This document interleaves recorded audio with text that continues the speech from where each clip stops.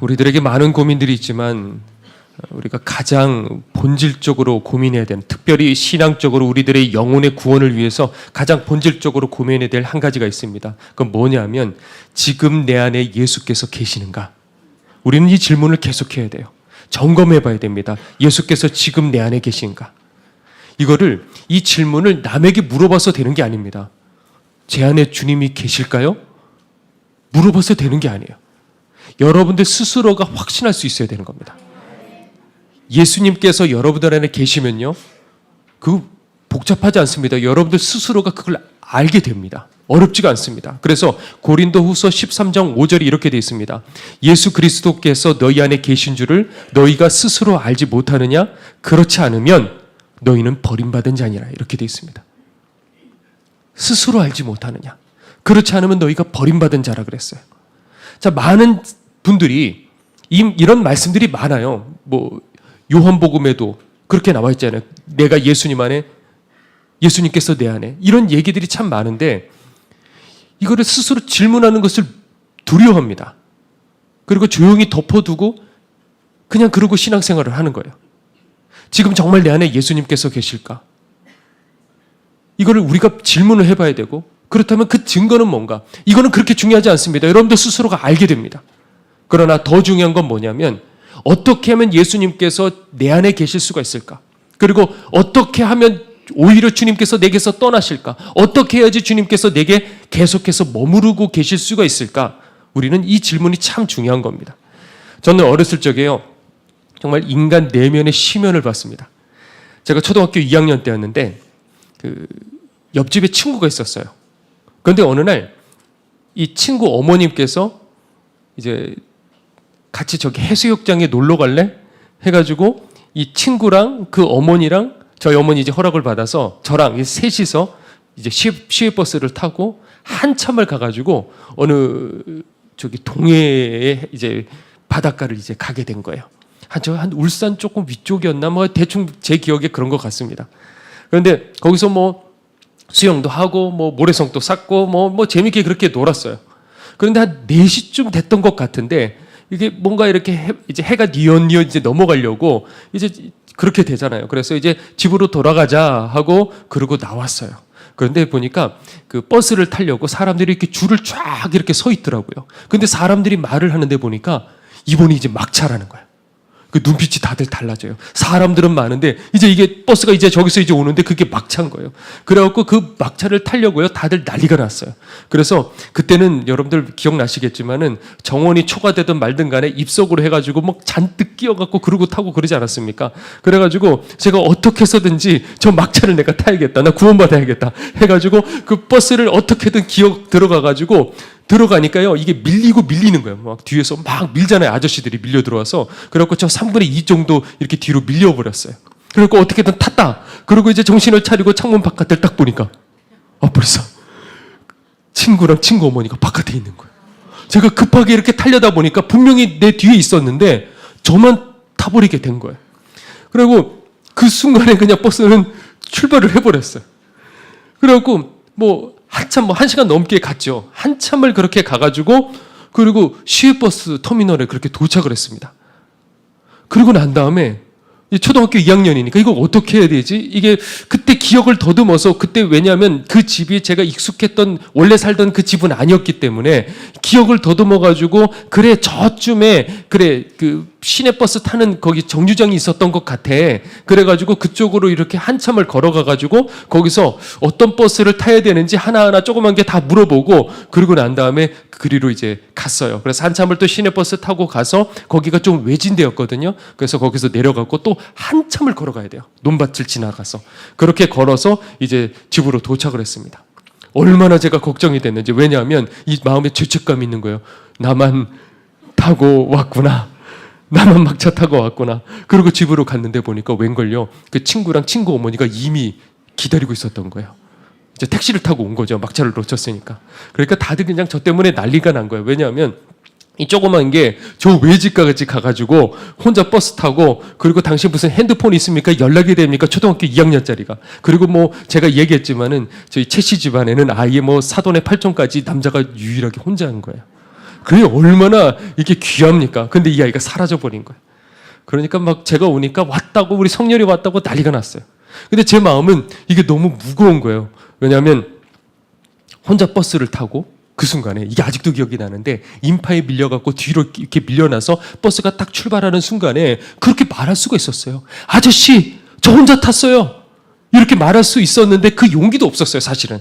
그런데 문제는 그것보다 그 순간에 딱 출발하는 순간에 제 마음속에 어떤 생각이 들었냐면, 나 그래도 이거 꼭 타고 가야 되는데? 라는 이 생각이 제 마음속에 순간 그게 딱 올라오는 거예요. 그러니까 이게 나만 살겠다는 그거 아니고 뭐겠습니까? 나만 살겠다는 거야. 그러니까 어떻게 내가 이렇게 이기적일 수가 있지? 나만 살겠다고 생각할 수 있지? 이게 그래서 어린 그 마음에 인간의 이 시면을 이렇게 잠깐 제가 들여다본 것 같아요. 그래갖고 두고두고 제가 10년이 지나고 20년이 지나도 이거는 가족들에게도 누구에게도 말하지 않았어요. 저를 생각하고 그냥 나쁜 놈 이렇게 생각을 하니까 내가 이제 더 커서 남들에게 의리도 더 지키고 끝까지 지켜주기도 하고 그랬지만은 그래도 내 인간 가장 내면에는 나는 이기적인 존재야. 난 이기적인 이런 존재야. 쓰레기 같은 존재야. 라는 이런 생각들이 저에게 있었던 거예요. 자, 오늘 본문도 그런 얘기입니다. 자, 오늘 본문에 보니까 예수님께서 이제 빌라도 앞에 서신 그런 때지요. 자, 빌라도가 보니까 이게 난처한 거예요. 왜냐하면 예수님이 죄가 있어요, 없어요? 별로 그렇게 없어 보이잖아요. 근데 수많은 유대인들이 지금 예수님을 어떻게 하고 있어요? 죽여라고 막 소리치고 있어요. 그러다가 이게 좀 난처하다 생각을 했는데, 그래, 좋은 생각이 났어요. 명절이 됐을 적에 이제 한 사람을 이제 사면해주는 그런 전례가 있었던 거예요. 그래서 바라바를 하나를 꺼내왔어요. 예수님 보고 이렇게 하면 지금 안 되니까 바라바를 꺼내놨는데, 이 바라바는 뭐 수많은 사람들을 그냥 찔러 죽이고 밀란을 일으키고 이게 뭐 보통 사람이 아닌 거예요. 악질 중에 악질이에요. 그래서 딱 데리고 놓고 바라바와 예수님 중에 설마 이 바라바를 택하지는 않겠지 하고 이렇게 딱 내놨어요. 자, 그런데 사람들은 누구를 택했어요? 바라바를 살리고 예수는 죽이라 그랬어요. 그러니까 이 선택 하나에 전능하신 하나님께서 십자가에 달려 돌아가신 거예요. 자, 그러면 이거를 한번 각자 입장에서 한번 생각을 해보죠. 왜 죽이라 그랬을까? 먼저 이 유대인들이 막 예수님을 죽이라 그러는데 그 선동했던 그 뒤에 종교 지도자들이 있습니다. 그러면 이 사람들은 왜 그것을 선동을 했을까? 왜냐하면 이 종교 지도자들도 바라바가 나쁜 인간이고, 그리고 바라바를 살려뒀다가는 또 사람 죽이고 막 혼란이 일어나고 그거 뻔히 알았습니다. 자, 그런데 그것보다 예수님이 더 해롭다는 걸 알았어요. 판단을 했습니다. 예수는 종교적으로 자기를 누구라고 말하는 거예요? 자기 하나님이래요. 이단이라고 생각했어요. 근데 거기서 끝나지 않고 능력까지 나타나요. 수많은 사람들이 따라다니기 시작했어요. 그러니까 내 기독권을 자칫하면 저 예수라는 자에게 뺏길 수 있겠다, 이런 생각을 했어요.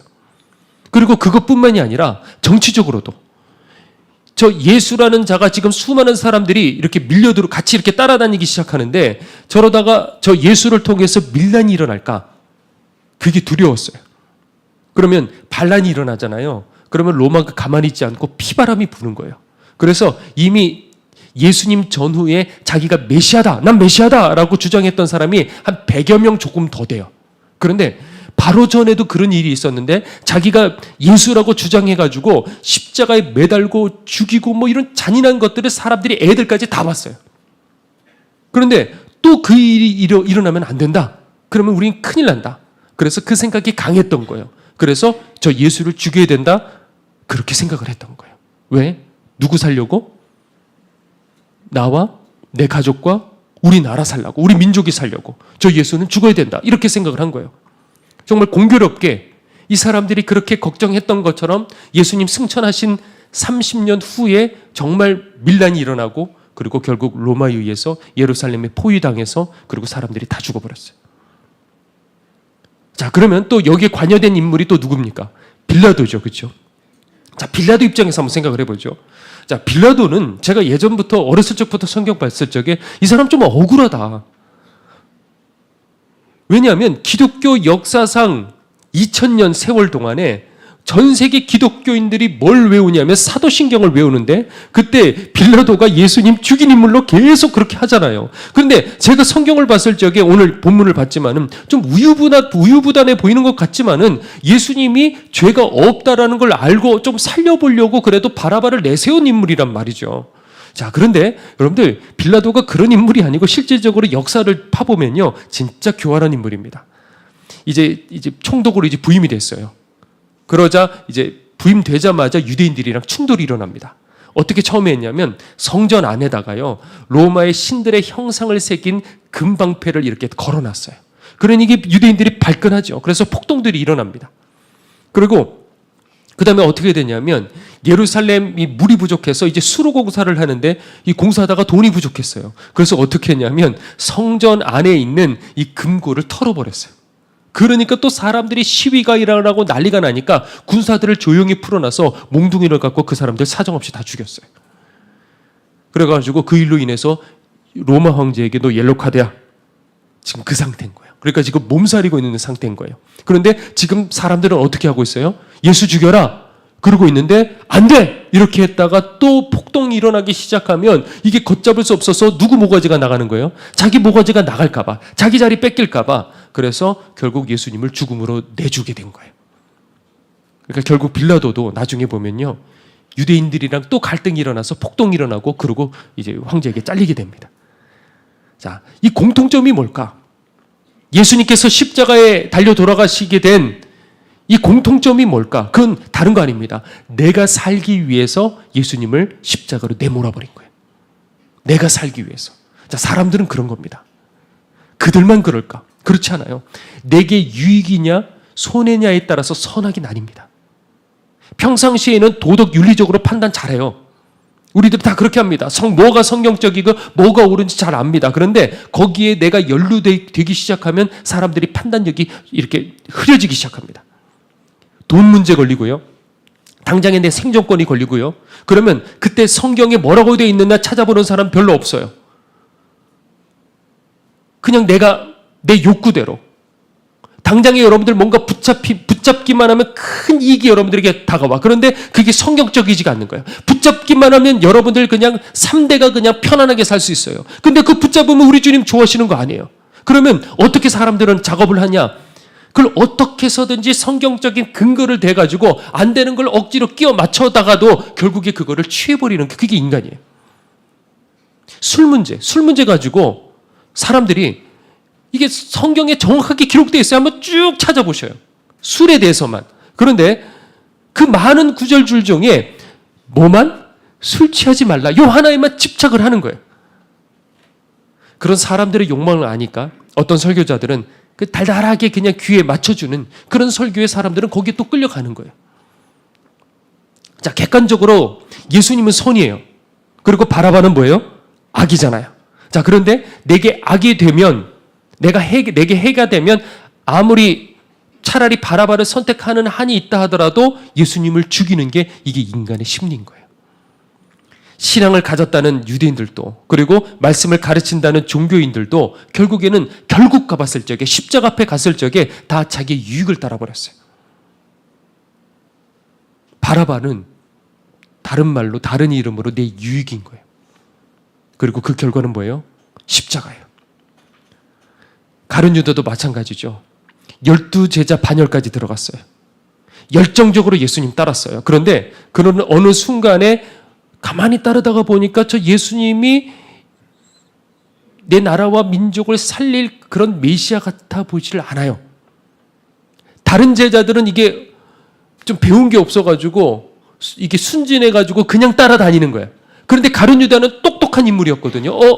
정치적으로 내 나라 민족을 살릴 수 있는 그런 인물은 아니에요. 그냥 영적으로 이제 내 영혼을 구원시키는 그런 거지. 그래서 이분 따라다니다가는 소망이 없겠다 해가지고 종교 지도자들에게 팔아버린 거예요. 그러니까 가룟 유다의 마음도 어떻게 생각해보면 동일한 거예요. 누가 살라고? 나와 내 가족과 내 사회가 살려고 저 예수라는 자는 빨리 팔아버려야겠다. 그러니까 종교 지도자들, 빌라도, 그리고 가룟 유다, 예수님 십자가 내몰았던 그 주체들은 공통점은 뭐냐면 내가 살기 위해 예수님을 십자가에 못 박은 거예요. 그거는 인류 역사상 제일 무서운 죄잖아요. 그렇죠? 가장 무서운 죄예요. 그런데 그게 다름 아니라 뭐라고요? 나 살겠다는 그 욕망. 그거. 이 욕망 하나에 하나님의 아들을 죽이고 지옥 가장 밑바닥으로 떨어지게 된 거예요. 자, 그런데 문제는 이 얘기를 왜 하냐면 이 욕망이 우리들에게 있어요, 없어요? 있어요. 생존 욕구. 인간에 있어서 첫 번째 욕구가 이 생존 욕구라고요. 우리 안에 이것이 다 있단 말이에요. 그런데 이것이 생존 욕구 자체가 다 나쁘다는 건 아니지만 이것이 이렇게 튀어나가고 저렇게 튀어나갔을 적에 예수님과 전혀 상관없는 우리들은 그런 인생을 살 수 있단 말이죠. 제 아내가 딸을 임신을 했을 적에 이제 같이 이제 새벽 기도를 이렇게 가는데 그때도 교회가 멀었거든요. 그래서 한 40분 새벽에 그렇게 갔어요. 그런데 가다가 그 깜깜한 밤에 상대 차가요. 저를 못 봤는지 그냥 갑자기 차선 변경을 확 해버렸어요. 그래갖고 제가 경적을 막 울리면서 반대로 어떻게 했었는지 최대한 이렇게 피하려고 그랬는데 결국에는 피하다가 부딪혀버린 거예요. 그래갖고 차를 세우고 나왔어요. 그랬더니 보니까 대리운전 그 아저씨가 그렇게 나오시더라고요. 그러면서 제발 한 번만 봐달라고 막 잘못했다고 제발 병원만 안 갔으면 좋겠다고 막 사정을 하더라고요. 그래서 아저씨 괜찮아요. 저희 이렇게 다치지 않았으니까 저희 멀쩡해요. 걱정하지 마셔요. 그러고 이제 갔어요. 그런데 낮에 전화가 오더라고요.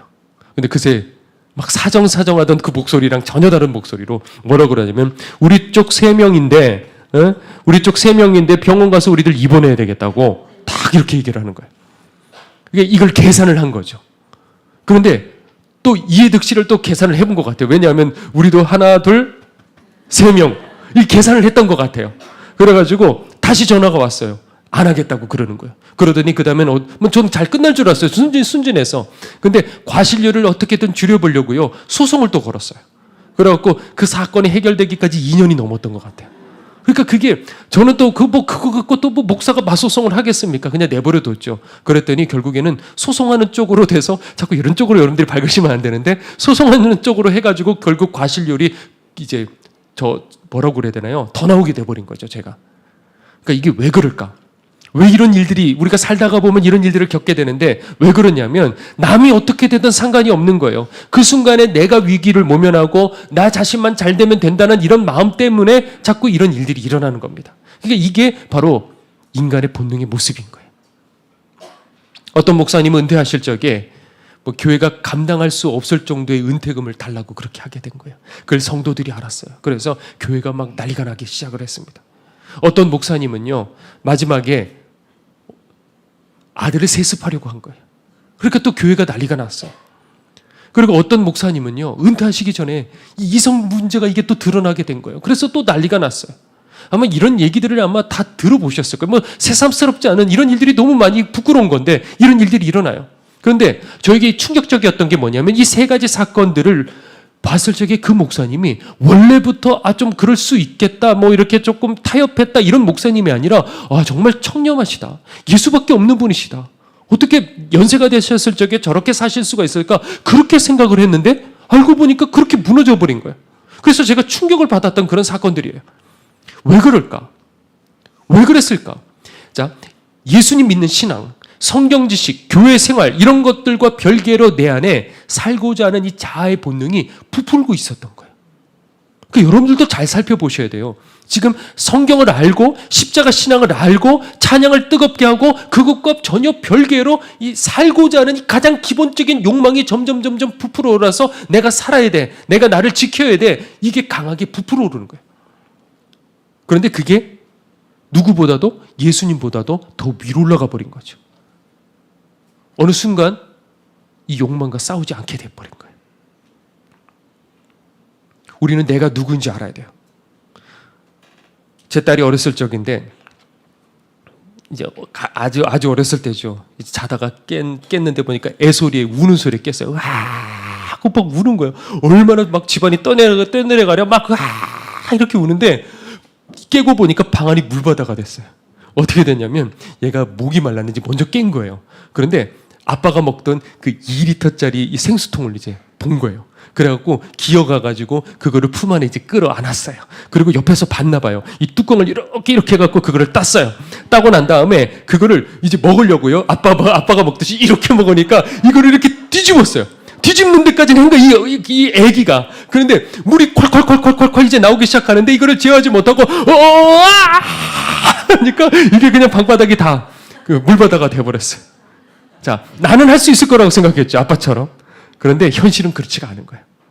이 생수통 들 나이가 아니었는데 얘가 힘이 좋아가지고 이거를 들어버렸어요. 자, 마찬가지예요. 우리는 내가 누구인지 알아야 돼요. 여러분들 흔들리지 않고 끝까지 예수님 앞에 갈 자신이 있습니까? 자, 이게 이 부자 청년이 보면 자신이 있었던 거예요. 다 보는 앞에 나는 율법에 흠이 없다고 그렇게 말했어요. 그리고 예수님을 따르기 위해서 어느 정도 자신의 세상 사람들의 어떤 비난 그리고 자기 자리를 포기할 그 각오까지 하고 나는 예수님 따르겠다 그렇게 결심을 했어요. 자, 그런데 주님께서 어떻게 뭘 지적하셨어요? 네가 가지고 있는 그 재물, 돈 문제를 딱 지적을 하시니까 표적이 어떻게 됩니까? 싹 하고 바뀌죠. 그러니까 왜 그렇게 됐냐면 이것도 버리고 저것도 버렸지만은 정작 부자 청년 가장 그 시면 속에 부자 청년을 지탱하고 있었던 건 뭐였냐면 살고자 하는 그 욕망, 바로 돈. 만약에 주님께서 그것을 지적하지 않으셨다고 한다면 부자 청년이 예수님 떠났겠습니까? 아니요. 따라다녔을 거예요. 지금 이 시대 같으면 정확하게 지적해주지 않은 지금 이 시대 같으면 잘 앉아있고 신앙생활 잘한다고 생각하고 나는 구원받았다고 생각할 거예요. 이걸 여러분들 기억하셔야 돼요. 자, 그런데 그 안에 예수님이 계십니까? 안 계십니까? 안 계신 거예요. 예수님이 부자 청년을 버리신 게 아니에요. 이 살고자 하는 이 욕망 때문에 우리가 예수님을 외면하는 거예요. 부자 청년은 예수님 계시지 않았다는 그 사실로 내 안에 더 이상 예수님이 계시지 않잖아요. 돌아갔잖아요. 그러니까 슬퍼하며 돌아갔어요. 자, 그런데 그것도 얼마 가지 못해요. 왜? 예수 없는 신앙생활에 또 익숙해졌을 테니까. 그렇기 때문에 이 부자 청년의 이름이 성경에 나와요, 안 나와요? 안 나왔잖아요. 그러니까 확실한 건 모르겠지만 적어도 그 공동체 안에서 부자 청년은 더 이상 뭐 이렇게 이후에라도 함께 하지 않은 그런 인물이다. 그러니까 여러분들 자신해서는 안 되는 거예요. 살고자 하는 내 이 자아의 욕망을 계속해서 십자가에 못 박는 그 훈련이 내 몸에 있지 않으면요, 우리들은 언제든지 무너질 수 있다는 거예요. 제가 주님을 만나고서 저는 항상 기도했어요. 주님, 저는 주님과 가까워지고 싶습니다. 저는 항상 이 기도를 했어요. 주님, 저 주님과 가까워지고 싶어요. 주님과 가까워지고 싶어요. 어떻게 하면 제가 주님과 더 가까워질 수 있습니까? 간절히 이렇게 기도를 하다가 어느 날 주님께서 저에게 3가지를 얘기해 주시더라고요. 이게 맞더라고요. 지금까지 살아왔을 때 이게 맞아요. 하나는 뭐냐? 자신하지 마라. 자랑하지 마라. 그리고 하나는 자신하지 마라. 그리고 분내지 마라. 얼마나 분을 내기에 분내지 말라. 어쨌든 간에 자신하지 마라, 자랑하지 마라, 자신하지 마라, 분내지 마라. 그런데 이거를 가만히 지금 돌이켜 봤을 적에 이게 자아에 대한 부분인 거예요. 이게 자랑하는 거. 신앙생활 그렇게 열심히 하고 여러분들이 오히려 뭐 기도하다가 불받고 뭔가를 체험하고 그러면 어떻게 돼요? 자랑하기 시작하게 되는 거. 오히려 자아가 점점 동시에 커지기 시작하는 거예요. 그런데 자랑하게 되면요, 주님이 분명히 어제까지 계셨는데 내가 오늘 자랑하게 될 적에 성령님이 멀어지시더라고요. 여러분들 이게 뭔지 이해를 하셔야 돼요. 내가 자랑하는 순간에, 그러니까 강대상에 섰을 적에 어느 순간에 예화로 뭔가를 얘기할 적에 이게 참 조심스러워요. 어느 순간에는 이걸 전해야지 이해를 할 텐데, 그러니까 이게 다 잘못된 건 아닌 것 같아요. 그러니까 목적이 중요한 거죠. 그걸 뭐 얘기한다고 다 잘못된 건 아니지만, 그런데 어느 순간에는 설교를 하면서도 이게 내가 이 자아가 이렇게 막 움직일 수가 있는 거예요. 그러니까 이게 참 다 선생되지 마라 그러죠. 이게 참 위험한 거예요. 그런데 그 순간에 내가 만약에 자랑을 하는 순간에 어떻게 되느냐? 성령님이 내게 멀어지시는 거예요. 이게 경험이 되어지는 거예요. 그리고 자신하지 마라. 원숭이도 나무에서 떨어질 때가 있다 그랬잖아요. 그래서 그때 그 순간에 저는 성격 자체가 막 자신하고 막 이런 성격이 아닌 거예요. 막 걱정하지 마십시오. 다 될 겁니다. 저는 뭐 이런 성격이 아니에요. 돌다리도 두들겨 보고 건너는 그런 저는 성격인 거예요. 요렇게도 봤다가 요렇게도 봤다가 정확하구나. 성도님 갑시다. 될 거예요. 자, 그렇게 말하는 성격, 잘 그렇게 말하지도 않는 성격인데 제 마음속에 이제 이건 분명해. 이거는 반드시 넘어갈 수밖에 없어. 이건 확실한 거야. 라고 생각을 하고 딱 그렇게 얘기를 했을 적에 하나님께서 철저하게 저를 꺾어버리시더라고요. 정말 철저하게 저를 꺾어버리시더라고요. 지금도 마찬가지예요. 예를 들어 이 원고를 딱 가지고 와서 야, 이 정도 원고면 다 사망이야 그냥. 이렇게 딱 됐을 때, 그럴 때. 저 얼마나 막 새벽까지 준비하고 지금도 뭐 몇 시간 못 잤어요. 그런데 이 정도 딱 준비해갖고 딱 됐다고 생각하는 그 순간에 하나님 딱 꺾어버리시더라고요. 이게 잘 듣고 이해하는 것과 거기에 성령님이 역사하시고 거듭나는 것과는 이게 전혀 다른 거거든요. 이게 설교가 그냥 단순히 강의하는 그런 게 아닌 거예요. 충분히 여기에 대해서 기도를 하고 주님을 의지하고 그리고 성경 원고를 이제 준비를 하고 밤을 새고 자, 그런데 항상 그래서 제가 기억하는 거, 이제 지금까지도 기도하는 건 뭐냐면, 하나님, 이거 아무리 준비했어도 이거 제가 하는 것이 아니고 주님께서 하시는 겁니다. 저 주님만 의지할게요. 항상 여러분들 이 마음 잃어버려서는 안 돼요. 자신감을 가져서는 안 돼요. 우리는 뭐라고요? 어린아이인 거예요. 그냥 하나님 앞에. 주님, 저는 주님 없이는 아무것도 안 해요. 저는 어린 양이에요. 양은 눈이 어두워요. 그러니 저는 목자의 소리만 듣고 따라가는 겁니다. 그리고 분내지 마라. 얼마나 분을 냈길래 분내지 마라. 또 그렇다고 그런 사람이 아니에요. 그런데 지렁이도 밟으면 뭐라고요? 꿈틀거린다 그랬죠. 그러니 이 말씀을 해주시고 그 다음부터 누군가가 자꾸 밟기 시작하는 거예요. 그런데 밟으니까 어떻게 돼요? 자꾸 제가 꿈틀대기 시작하는 거예요. 이렇게 자꾸. 거기서 제 자아가 살아나더라고요. 어떻게 저 사람 저럴 수 있어? 어떻게 저 사람 이럴 수가 있어? 막 꿈틀거리고 이 속에 분이 나기 시작하고 한마디라도 하고 싶어하고 이런 것들을 하나님께서 찍어 누르시면서 저를 다뤄가시기 시작하시더라고요. 자아라는 게 이런 거예요. 그런데 이거를 넘어가기 시작했을 적에 이것과 제가 싸우기 시작했을 적에 그때 주님께서 저와 함께 하시는 걸 경험하게 되더라고요. 이건 여러분들 예수님이 내 안에 계시는가 이게 뭐 복잡한 그런 게 아니에요. 지금 제가 얘기했던 이거를 여러분들에게도 동일하게 이것을 적용을 하고 나를 계속해서 내 자아를 십자가에 못 박는 그 작업들을 하잖아요. 그러면 뭐 이론으로 어떻게 해야지 이런 게 아니에요. 어느 날부터요. 예배를 드릴 적에 주님이 여기 임재하시네. 걸어갈 적에 이게 나 혼자가 아닌데? 그리고 기도를 하러 이렇게 가면요. 제가 이렇게 붙들려서 끌려가는 그 기분 있잖아요. 그게 없으면 기도 너무 힘들어요. 그런데 저도 마찬가지예요. 이거 오늘 또 기도해야 돼? 이거 언제까지 기도해야 돼? 시계 이렇게 보고 이런 게 아니고 끌려가는 그 기분. 그리고 기도 시간이 너무 달콤해서 시간이 한참 지나가 있어요. 그거 왜 그러느냐? 주님이 내 안에 계시기 때문에 그래요. 그거는 어떻게 되느냐? 다른 거 없어요. 나를 비우면 되는 거예요. 나를 못 박으면 되는 거예요. 나를 꺾어버리면 되는 거예요. 그 작업을 계속 하셔야 돼요. 어제 내려놔도 오늘 살아있어요. 그렇죠? 오늘 내가 꺾어도 내일 살아있는 거예요. 그러니까 몸부림치면서 자기와 계속해서 결단하고 또 결단하고 하나님 앞에 안 되면 매달리고 그래서 십자가에 자기를 못 박는 거예요. 자, 마가복음 8장 35절에 이렇게 되어 있습니다. 누구든지 자기 목숨을 구원하고자 하면 잃을 것이요. 누구든지 나와 복음을 위하여 자기 목숨을 잃으면 구원하리라. 자, 이게 흔히 오해되는 구절인데 이거를 초대교인들에게 적용을 하거나 아니면 우리들에게는 어떤 신앙의 어떤 성숙을 향한 어떤 옵션 정도로 그렇게 생각을 하는 것 같아요. 근데 그게 아니고 이건 선택이 아니라 반드시 우리들이 이렇게 살 때 내가 예수님 안에 거하고 예수님께서 내 안에 거하시는 내 영혼이 사는 그 길인 거예요. 자, 그런데 이렇게 생각하면 여러분들이 뭔가 거창할 것 같지만은요. 나는 내가 저렇게 도달할 수 있을까? 나는 살려는 이 욕구가 너무나도 강한데 내가 과연 이것과 이겨낼 수 있을까? 그런데 그게 멀리 있는 것이 아니라 하나님께서 우리들에게 네 목숨 내놔 이러시는 게 아니에요. 간단한 것들이에요. 하나는 방금 제가 얘기했던 것처럼 계속해서 그것과 싸우는 거예요. 내 자아를 못 박는 넘어질 수 있어요. 괜찮아요. 또 일어나서 싸우고 또 일어나서 싸우고 그것을 하는 그 중심을 하나님 보시는 거예요. 그리고 또 하나는 뭐냐면 살고자 하는 내 욕망대로 살지 마시고요. 자꾸 누구를 위해서 사느냐? 남을 위해서 살면 돼요. 손해받으면서 살고 손해받으면서 억울해하지 말고 계속해서 양보하고 나누고 그러면 여러분들 가지고 있는 많은 것들을 잃어버리게 될 거예요. 자, 그런데 여러분들의 영혼을 건질 수가 있게 되는 거예요.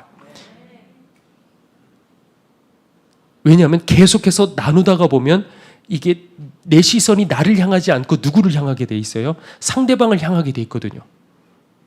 그러면 자아 중심의 욕망에서 점점 여러분들이 벗어나게 되는 거예요.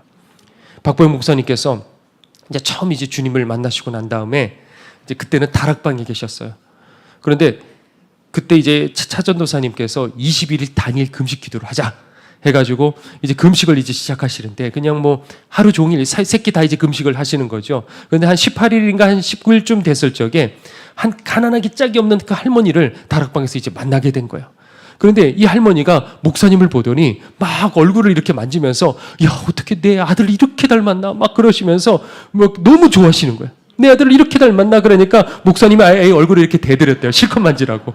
그래서 근데 이 아들은 얘기를 들어보니까 미국으로 갔대요. 가가지고 거기서 박사학위도 따고 그리고 거기서 이제 결혼을 했는데 이 며느리도 박사래요. 그래갖고 잘 산다. 그런데 목사님이 속으로 어떤 생각이 됐냐면 정말 나쁘기가 짝이 없는 아들이다. 왜냐하면 엄마는 이렇게 가난하게 사는데 어떻게 자기 부모님을 이렇게 돌아보지도 않냐. 그러더니 이 할머니가 어떻게 했냐면 갑자기 이 몸빼를 입고 있으신데 이게 바지 속으로 손을 훅 이렇게 집어넣으시더래요. 옛날에 다 그랬잖아요. 그러더니 그 바지 안에서 어떻게 신문지가 이만한 게 나오는 거예요. 그러더니 그 신문지를 이렇게 피시더니 거기 보니까 떡이 나왔어요. 그러면서 내 아들이 생각나서 이 떡을 좀 꼭 먹으라고 그러는데 지금이 언제예요? 금식 기도한 지 지금 18일 19일째란 말이에요. 그런데 그 할머니, 그 불쌍했던 그 할머니를 생각하니까 그 아들을 기억하는 그 할머니를 생각하니까 어쩔 수가 없어서 그래서 그 떡을 먹고 이제 오물오물 막 씹고 있는데요. 뒤에서 막 그냥 벼락치는 소리가 나는 거예요. 뭐 하는 짓이냐고. 고래고래 막 소리를 치는데 이렇게 보니까 차전도사님이 그걸 보고 막 이러고 오는 거예요. 그랬더니 할머니는 놀라가지고 그냥 36개 그냥 도망쳐버리시고 그리고 이제 차전도사님이 소리를 치는 거예요. 지금이 어느 때인데 지금 그거 먹고 있냐고. 네가 종이냐? 죄송합니다. 죄송해요. 지나가는 개가 웃겠다. 그리고 목사님이 실망을 하시고 이제 방으로 돌아가셨어요. 그 방이 조그마한 단칸방이거든요. 그래서 커튼으로 이렇게 닫으면 깜깜한 그런 방이에요. 그러면서 거기서 한탄을 했어요. 나 왜 이럴까? 근데 그때 참았어야 되는데. 그래서 이게 커튼을 딱 그 암막 커튼을 닫고 이렇게 칠흑같이 어두운 밤이에요. 그리고 이 앞에 이렇게 상이 있고 그 위에 성경책이 놓여 있는데 이렇게 앉아 있는데 성경책 글씨들이 보이더래요. 이상하다. 가만히 생각해 보니까 글씨가 보일 리가 없거든요. 그래서 이게 왜 보이지 하고 보니까 조그만 방 안에 빛이 한 줄기 빛이 비춰갖고 그게 성경책을 이렇게 비추고 있더래요. 두려운 마음이 들더래요. 그 순간에. 주님, 저 잘못했어요. 저 용서해 주세요. 할머니가 불쌍해서 제가 그랬어요. 다시는 제가 안 그럴게요. 그런데 갑자기요. 환상이 이렇게 펼쳐져요. 눈 떠 있으면요. 이게 환상이 이렇게 펼쳐져요. 그런데 그 환상에서 어떻게 되냐면 금으로 반듯하게 놓여 있는 그런 금제단이 딱 보이더래요. 그러면서 음성이 들리더래요. 이것이 바로 오늘 네가 쌓아놓은 제단이다. 지금 너 이 마음 절대 잃어버려서는 안 된다. 앞으로도 너 꼭 그렇게 살아야 된다, 내 종아. 그러시더래요. 그러니까 그 음성 한번 들어봤다고 생각해봐요. 세상이 다 날아가 버릴 것 같잖아요. 얼마나 좋겠어요. 그러니까 막 너무 기분이 좋아졌어요. 근데 전도사님은 그것도 모르고 문을 그냥 쾅 열더니요. 그래도 이게 보호식을 해야겠다 생각을 해서 죽을 가지고 들고 오신 거예요. 그래갖고 상에다가 탁 하고 놓으니까 이게 죽이 그냥 얼굴에 다 목사님 얼굴에 튀어버렸어요. 그러면서 뭘 그렇게 웃냐고. 지금 그게 뭐 훈장이냐고. 이거라도 먹으라고. 그리고 소리를 치고 그러고 나갔어요. 근데 그 소리를 듣는데도 목사님이 기분이 너무 좋은 거예요. 왜냐하면 정말 그 대단한 멘토라고 불렸던 그 전도사님도 모르는 하나님의 어떤 분이신지 목사님은 그날 알게 된 거예요. 그래서 목사님은 그때부터 이걸 기억하고 이럴 때 주님께서 함께 하시는구나. 이럴 때 주님께서 기억하시는구나. 이럴 때 이것이 쌓이는 거구나. 그걸 알고 그 음성대로 살려고 그렇게 노력을 했던 거예요. 그래서 세월이 지났어요. 안성을 가셨다가 그리고 이제 방주교회로 오셨어요. 어느 가난한 가정에 신방을 이제 가게 된 거예요. 그런데 이분이 집안에 이제 먹을 것이 없고 그래가지고 그 커피가 있는 거예요. 그래갖고 이 손가락으로 이렇게 해갖고 막 해가지고 이 커피를 목사님에게 한 잔을 이렇게 주신 거예요. 근데 목사님은 주님 만난 이래로 커피를 끊었거든요. 그래서 근데 그 순간 그날 처음으로 그 커피를, 왜냐하면 가난한 분이 이거를 주시니까 어떻게 안 먹을 수 있을까? 그래서 그것을 한 잔을 먹었더니 아이고 우리 목사님 잘 드신다고 또 그냥 집어넣어가지고 또 막 이렇게 해가지고 그리고 또 주셨어요. 그걸 또 드셨대요. 그러자 그날 주님께서 다시 한번 그 금제단을 그날 보여주시더래요. 잘했다. 여러분들 이 얘기 듣고 금식하는 거 그만두지 마세요. 자, 저는 이게 호기심 천국이어가지고 그 얘기 딱 들어서 곧바로 그냥 쪼르르 올라가서 목사님께 여쭤봤어요. 그러면 목사님 금식하던 기도하는 도중에 그런 일들이 있으면 저도 그만해도 되나요? 그렇게 여쭤봤어요. 그랬더니 뭐라 그러시냐면 그러면 안 된다. 그때 차전도사님 얘기한 게 맞다. 그런데 하나님 보시기에는 더 귀한 게 있어. 그거는 마음이고 삶이야. 그게 밑바탕이 될 때 기도와 금식에 힘이 있게 된단다 그러시더라고요. 여러분들 맞아요. 목사님은 그 기도를 통해서 더 높은 영적 성정과 능력을 가지고 하나님 앞에 쓰임받기 위해서 그 기도를 하셨을 거예요. 그런데 동시에 가난한 할머니의 마음을 배려하는 마음, 이 둘 사이에서 갈등을 하다가 후자를 선택을 했어요. 자, 그 순간에 어떻게 됐느냐? 18일 동안에 목사님이 쌓아왔던 영적 성숙을 향한 하나님과 그 하나님의 능력을 받으려고 했던 그 제단은 무너져 버렸어요. 여러분들 18일 금식 기도하는 거 도중에 포기하는 거 쉬워요, 어려워요? 어렵잖아요. 그리고 포기하면 또 어떻게 해야 돼요? 다시 시작하는 건 더 어렵단 말이에요. 그런데 하나님께서 바로 그 순간에 금제단을 보여주신 거예요. 이게 바로 하나님 자녀의 길이라는 것이죠. 하나님 하늘의 그 금제단, 그리스도께서 내 안에 계시는 것, 성령께서 나를 붙드시고 이끌어 가시는 것, 하나님께서 나를 쓰시는 것, 단순히 거기에 있는 것이 아니라 계속해서 남을 배려하고 상대방의 입장에서 나를 생각하고 그 상대방을 위해서 나를 희생하고, 이것이 바로 자아중심에서, 그 자아중심의 저주에서 여러분들을 조금씩 벗어나가게 만드는, 결국 남을 배려하는 것 같죠. 그런데 그걸 누구를 위한 거예요? 내 이 자아에서 벗어나게 만드는, 그것이 하나님의 방법이라는 것이죠. 여러분들 어린 자녀와 놀이터에서 시소 해본 적 있죠, 그렇죠? 제 딸과 예전에 했을 적에 아무래도 딸이 몸이 가볍잖아요. 그러면 제가 움직이는 대로 얘는 오르락 내리락 한단 말이에요. 내가 내려가면 아이는 올라가게 돼 있고, 내가 올라가면 아이는 내려가게 돼 있어요. 그러니까 신앙도 마치 시소와 같은 거죠. 내가 죽을 때 예수님은 내 안에 사셔요.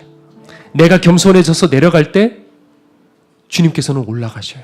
내가 남을 높일 적에 나는 낮아지지만 주님께서는 올라가셔요. 내가 살려고 반대로 그럴 적에 예수님은 내 안에서 고통당하시고 사라지시는 거예요. 이게 복잡한 게 아니에요. 우리가 다 알고 있는 거예요. 그런데 시소는요, 반드시 한쪽으로 기울게 돼 있어요. 둘 다 사는 일은 없어요. 유대인들이 예수님을 살리려면 다 함께 죽을 각오를 했어야만 됐어요. 반대로 주님께서는 그들을 살리시기 위해서 십자가에 못 박히셨어요. 이게 정말 아이러니한 일이에요. 자, 그런 것처럼 여러분 안에 예수님께서 계시게 하기 위해서 나는 어떻게 되느냐? 날마다 나를 십자가에 못 박히게 해야 되는 거예요. 나보다 남을 낮게 여겨야 되는 거예요. 나를 꺾어서 나를 낮춰야 되는 거예요. 나를 겸손하게 만드는 거예요. 바라바가 못 박히든지, 주님이 못 박히시든지, 내가 못 박히든지, 아니면 주님께서 못 박히시든지, 둘 중 하나. 둘 다 일어나는 일은 절대 없어요. 기도만 열심히 한다고 주님이 내 안에 계시느냐? 기도 당연히 열심히 해야 되는 건 맞아요. 그런데 그것보다 더 중요한 건 내 속을 비워야 되는 거예요. 나를 꺾어야 되는 거예요. 제가 이 얘기하고 오늘 말씀 정리하죠. 이번 말고요, 지난 이제 금요 철야 때였는데, 저희 아내가 이제 그날 꼭 참석을 하고 싶었지만은 이제 병원에 이제 입원했다 그랬잖아요. 그날. 그래서 참석하지 못했던 그 집회였던 거예요. 근데 이제 그날 이제 박 목사님이 이제 집회셨는데 얼마나 이렇게 그날 이렇게 많이 뜨거웠나 봐요. 그래서 이제 박 목사님이 이제 설교 이제 기도인도 다 이제 마치고 지친 몸으로 최선을 다했거든요. 성령님이 역사하시고 이제 최선을 다하고 곧 그 강대상 뒤쪽에 보면 또 방이 하나가 있어요, 그렇죠? 그리고 그 안에 또 이제 그 목양실이 있거든요. 그래서 그 뒤쪽에도 사람들이 그 화면을 보면서 다 이렇게 기도를 하고 있고 거기를 지나가서 목양실에 잠깐 그렇게 쉬셨어요. 자, 그런데 목양실에서 이렇게 문이 거기 두꺼워요. 그래서 거기에 이렇게 테이블에 앉아 계시는데 한 성도가요, 처절하게 울부짖는 그런 기도 소리가 들리더래요. 얼마나 간절한지 목사님이 순간에 어떤 생각이 들었냐면, 저 성도가 우리 성도였으면 좋겠다. 그럼 정말 행복할 텐데. 그런 생각이 들었대요. 그런데 그 순간에 주님이 감동을 주시는데 뭐라 그러시냐면, 저 여인의 간절한 기도를 내가 응답했다라는 이런 감동이 오시더래요. 놀라서요, 목사님이 문을 열고 도대체 누군가, 감동을 주신 이분은 누군가 하고 보니, 알고 보니 모르는 분이 아니고 저희 사택의 옆에 어린 아이들 키우는 바로 그 분이셨어요. 그래서 그분에게 넌지시 물어봤대요. 오늘 무슨 제목으로 그렇게 간절히 자지러지게 그렇게 기도를 했냐? 그렇게 물어보니까 그분이 뭐라 그러셨냐면, 하나님, 이렇게 기도했대. 하나님, 저는 아무것도 가진 게 없어서 하나님 앞에 드릴 수 있는 게 없어요. 저 나연 사모 안에 있는 모든 거를 그러니 제 안에 다 집어넣어 주시고, 그리고 나연 사모 대신, 나연 사모를 대신 살려주세요. 나연 사모는 아직까지 할 일이 많잖아요. 이렇게 기도를 했대요. 간절히 울부짖으면서 그렇게 기도를 했대요. 그랬더니 목사님이 그때 생각이 들더래요. 아, 이런 기도구나. 이런 기도를 할 때 하나님께서 들으시는구나. 하나님께서 함께 하시는구나. 하나님께서 기억하시는구나.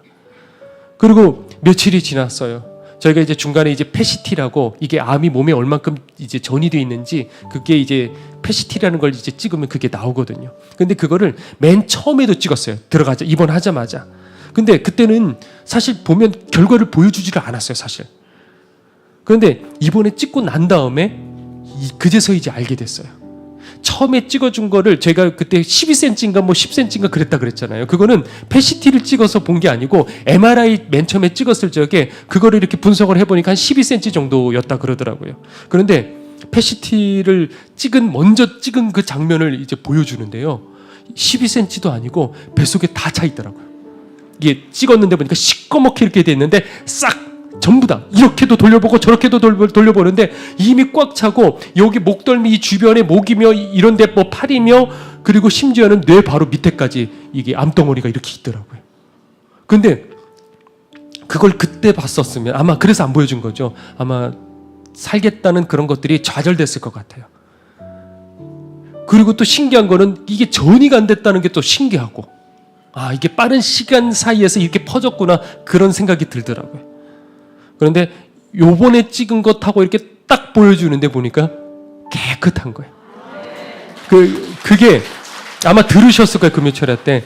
그래서 얼만큼 요렇게 보여주는데 얼만큼 남았냐 했더니 한 2.5cm 정도, 그만큼. 근데 이게 2.5cm 보면 그것도 큰 것 같지만 이게 뱃속에 완전 가득 찬 그 상태에서 2.5cm라는 거는 뭐 많이 이제 거의 사라진 거잖아요. 그러니까 이게 저는 다르게 생각할 수가 없어요. 하나님이 도우셨구나. 많은 분들이 기도를 하셨어요. 방금 얘기했던 그 성도님뿐만이 아니라 여러분들 중에서도 뭐 굳이 약속하고 말하지 않고서도 스스로 금식 기도하신 분들이 정말 많으시더라고요. 그리고 온라인 성도들도요. 세계 곳곳에서 각자 이렇게, 만약에 미국에 계신 어떤 성도님들은요, 일주일마다 몇 번 이렇게 모이신대요. 그래갖고 그분들끼리 전혀 누구신지도 저는 몰라요. 그런데 그렇게 같이 이렇게 울면서 금식 기도하고, 어떤 분들은 김나연 사모 이름으로 가난한 어떤 선교지, 가난한 사람들에게 막 그렇게 예물을 드리고, 어떤 사람은 방금 그렇게 얘기한 것처럼 차라리 내 영혼 데려가려고, 차라리 날 죽여달라고, 누가 알아주지도 않는데요. 눈물 뿌려가며 기도했던 그 희생들, 이게 저는 생각하기에, 아, 이럴 때 알구나, 이럴 때 알 수 있구나. 여러분을 압니다. 제가 한다는 말이 아니라, 아, 이게 성도의 사랑이구나, 이게 주님의 사랑에 입혀진 성도의 사랑이구나. 그런데 그런 생각을 해봤어요. 이렇게 누군가를 위해서 눈물 뿌려 기도하면서 차라리 날 죽여달라고 막 그렇게 기도를 하면서, 그러면서 그 눈물 속에서 자기를 부인하게 되는 것 같아요. 자꾸 상대방을 보니까, 그 사람을 자꾸 보게 되니까 거기서부터 내 자아를 부인하게 되고 내 자아에서 벗어나게 되는 거예요. 진정한 자기 부인은 다른 데 있지 않아요. 우리는 자기 자신을 부인할 수 없어요. 왜냐하면 내 근본 자체가 나 자신인데 어떻게 나를 부인할 수 있겠어요. 근데 예수님께서는 철저하게 자기 부인하셨어요. 그 이유는 뭐냐? 우리를 철저하게 사랑하셨으니까. 생명보다도 예수님의 생명보다도 우리들을 더 사랑하셨기 때문에 차라리 날 죽어도, 내가 죽더라도 저들은 살게 해주시옵소서. 주님은 그 마음이셨기 때문에 철저하게 자기를 부인하실 수가 있었던 거예요. 우리도 마찬가지예요. 여러분들 자신에 대해서 날마다 십자가에 못 박으십시오. 그리고 더 중요한 것은 무엇이냐면 누군가를 위해서 계속 쏟으십시오. 계속해서 나누십시오. 누군가를 위해서 눈물을 뿌리십시오. 제 아내뿐만이 아니에요. 어려운 이들이 많아요. 병든 이들이 있어요. 이 안에 왜 아무 하나들이 없겠습니까? 여러분들이 그렇게 기도하고 누군가를 위해서 평생에 그렇게 살아갈 적에 여러분들도 모르는 사이에 그 지긋지긋한 이 자아의 모습, 살려고 하는 이 모습, 여기서 벗어나 누군가를 위해 베풀 수 있는 진정한 그 주님의 사랑에 구원받은 자의 그 모습을 갖추게 될 줄로 믿습니다. 우리 함께 이 시간에 찬양 부르고요, 함께 우리 뜨겁게 기도할 적에 간절히 이 시간에는 누군가를 위해서 이렇게 기도했으면 좋겠어요. 하나님, 저분을 살려주십시오. 하나님, 저분이 주님 만날 수 있게 해주시옵소서. 여러분들의 향료값을 이 시간에 깨트릴 수 있는 이 시간 되시길 간절히 소망합니다.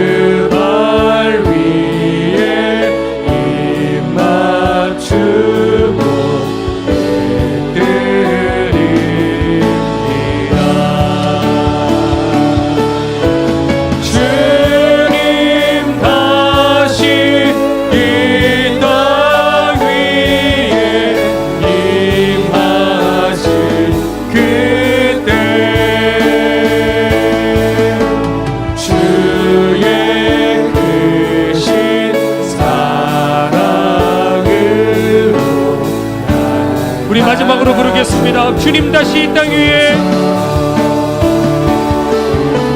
주님 다시 이 땅 위에 임하신 그때 주의 크신 사랑으로 하나님, 이 시간 우리들의 영혼을 받아 주시옵소서. 오늘 우리들 심령 속에 임하여 주시옵소서. 우리 시간에 주여 한번 외치고 함께 통성으로 기도하도록 하겠습니다. 주여,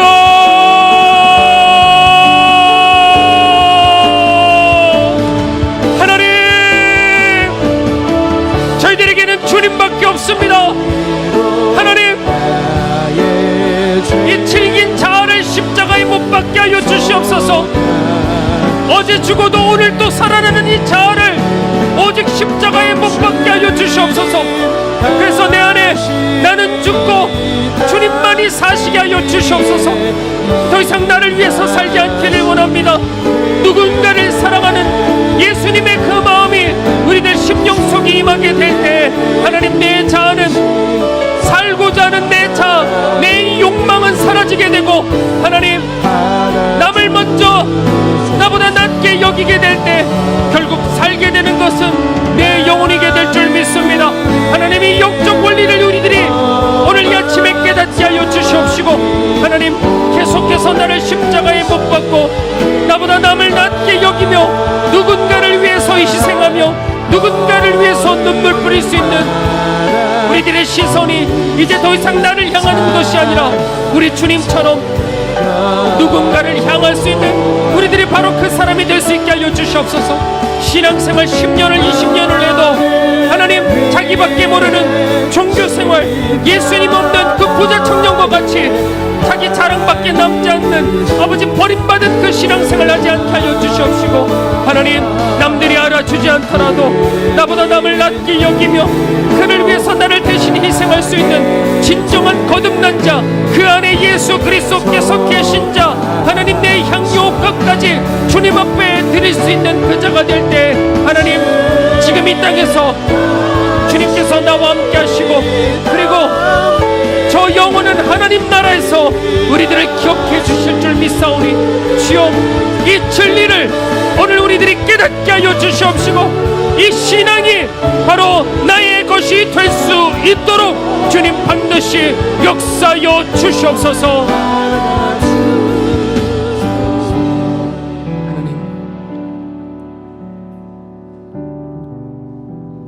우리들로 이것을 깨닫게 하시기 위해 우리들을 얼마나 사랑하시는지 자기를 부인하셨던 그 십자가 사랑 아시기 위해 하나님, 이 아픔을 주셨을 줄 믿습니다.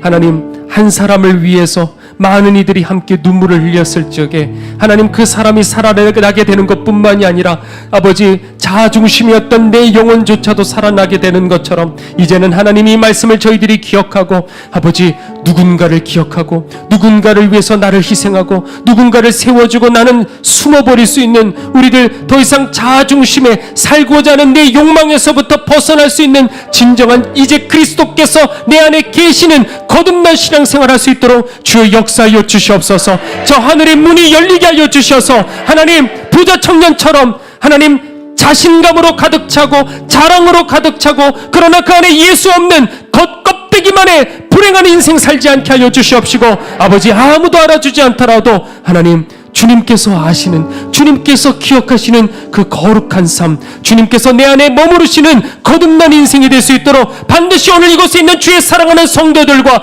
온라인 모든 성도들에게 주님의 사랑이 임하게 하여 주시옵소서. 하나님, 그 사랑으로 지금도 주님 앞에 온전한 예물을 올려드립니다. 저희들의 이 귀한 향유옥합을 주님 꼭 받아주셔서 지금도 쓰러지고 지금도 낭망하고 지금도 죽어가는 영혼들과 그리고 선교지와 교회 위에 든든하게 주님 세워지게 하여 주시옵시고, 그래서 이것이 저희들은 사라지고 저희들의 이름은 사라지고 오직 주님의 이름만이 높아져서 하나님, 우리들을 버리시지 않으셨군요, 감사할 수 있는 제목이 될 수 있도록 반드시 역사하여 주시옵소서. 오늘 이 가운데 병든 지체들이 있습니다. 암 환우들이 있습니다. 정신적으로 고통하는 이들이 있습니다. 경제적으로 낭망하는 이들이 있습니다. 주님, 오늘 시간 나사렛 예수 그리스도 이름의 능력으로 치유하여 주시고 회복시켜 주시고 당신의 살아계심을 드러내 주시옵소서.